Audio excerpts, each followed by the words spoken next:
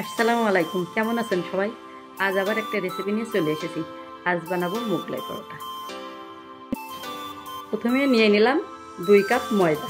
এরপর ময়দাতে দিলাম 3 টেবিল চামচ তেল ও হাফ চামচ লবণ। এবার ময়দাটা একটু মিশিয়ে নিলাম।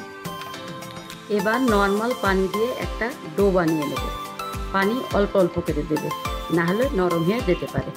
ডো খুব শক্তও হবে না, আবার বেশি নরমও হবে না। এভাবে ডোটা বানিয়ে উপরে একটু তেল লাগিয়ে কিছুক্ষণ রেখে দেব। পেঁয়াজ ও কাঁচামরিচগুলো কেটে নেব।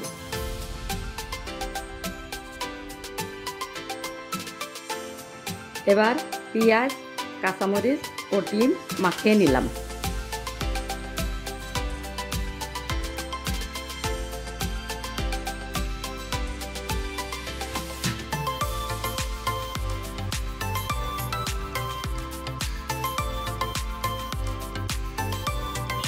ডো থেকে লেচি কেটে নিলাম।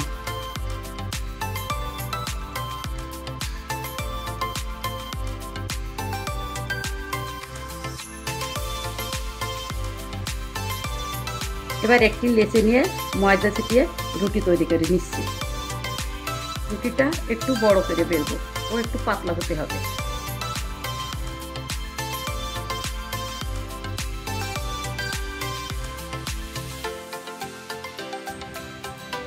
এবার মাখিয়ে রাখা ডিমের মিশ্রণ থেকে 3 চামচ নিয়ে রুটির মাঝখানে এভাবে দিয়ে দেব।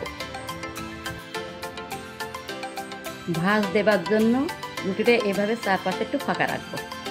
এবার রুটিটা এক পাশে এভাবে ভাঁজ দিয়ে দিলাম। ভাঁজের উপর একটু ডিমের মিশ্রণ লাগিয়ে দিলাম যাতে খুলে না যায়।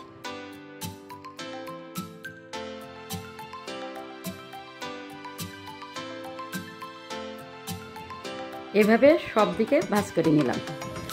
এরপর ভাজার জন্য কড়াতে তেল গরম করতে দিলাম। তেল খুব বেশি গরম করা যাবে না, অল্প গরমে পরোটাটা দিতে হবে। এবার আস্তে করে তুলে সাবধানে তেলের উপর দিতে হবে। যেদিকে ভাঁজ দিয়েছি সেই দিকটা নিচে দিতে হবে।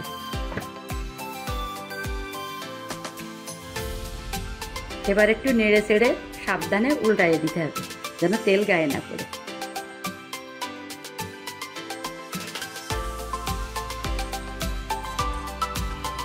দুই দিকে সুন্দর মচমচে ভাজা হলে একটা প্লেটে তুলে নেব। এবার গরম থাকতে থাকতে সুন্দর করে কেটে নেবেন। আমি এভাবে সুন্দর করে কেটে নিয়েছি। দেখেন কত সুন্দর ও মচমচে হয়েছে।